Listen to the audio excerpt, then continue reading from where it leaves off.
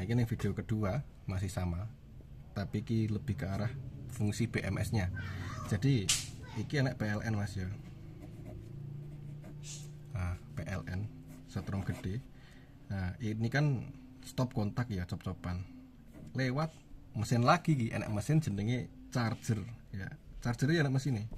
Jadi asli iki kabeh menghubungkan mesin satu ke mesin yang lain. Nah, lewat perubahan sinyal data dan sinyal elektronika.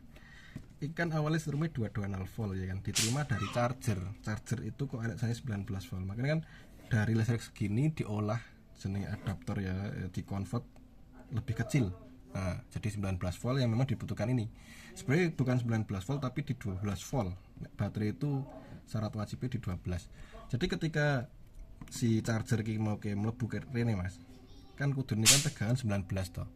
Ketika ada bocor setrum dari sini dia nggak nampung. Nah, si mesin kan normal itu dari 12 volt sampai 20 volt ristannya, 20 sekian, nggak sampai 21. Ketika ini kok delalah charger ujuk-ujuk ya Mas, oleh setrum iki kok delalah stabil, dia itu timbul sampai 29 volt misalnya. Iki kalah, iki juga ada proteksinya kalah.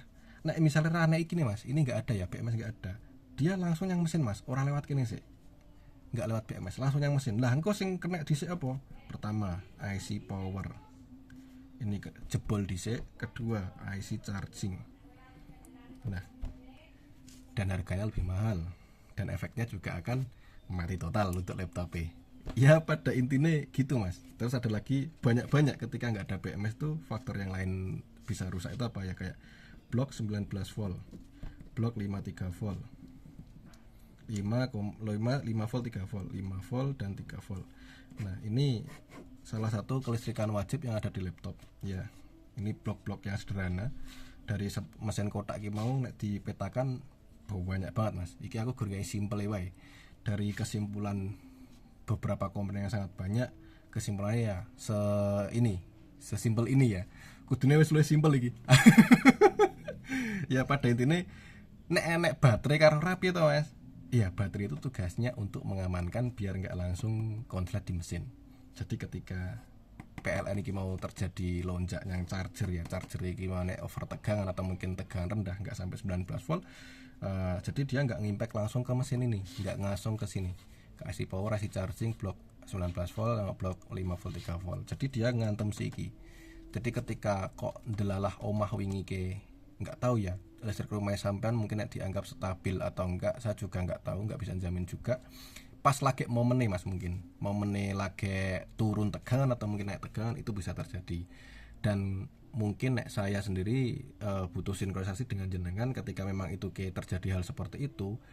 Ketika nggak diganti, mungkin kalau memang itu terjadi di rumah ya, di listrik rumah jenengan, itu juga akan ada resiko ya, bisa fatal ke mesin kalau diantem terus tanpa ada BMS ya.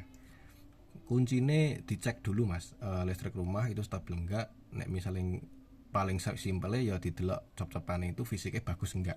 Nek misalnya koyok kropos, terus mungkin kotor, terlalu apa jenenge jadul banget cop-copane, nah di omai semut lah atau mungkin ada pada intinya fisiknya enggak bagus, itu mending alai duit ngganti kuwi Mas. 15.000 nyareng 20.000. Soalnya beda cop-copan setrum Mas di rumah itu juga tegangan nanti enggak akan sama. Jadi setiap lubang di stop kontak di dalam rumah itu walaupun listriknya satu tapi pencabangannya kan beda-beda Mas.